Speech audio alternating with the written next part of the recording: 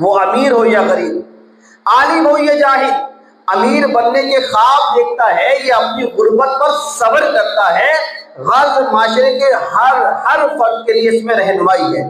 سبحان اللہ، کیا شان ہے میرے کریم آقا صلی اللہ علیہ وآلہ وسلم کی کہ مختصر جملوں میں سب کی ایسی رہنمائی فرما دی کہ دنیا اور آخرت کے لیے کافی ہے۔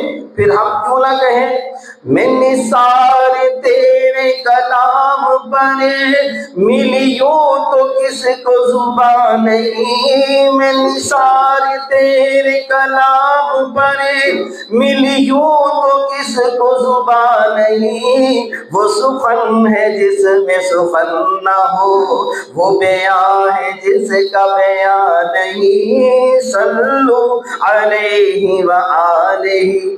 فرمایا کیا جا رہا ہے؟ یا رسول اللہ، میں آپ کی گفتار پر والی والی جاؤں؟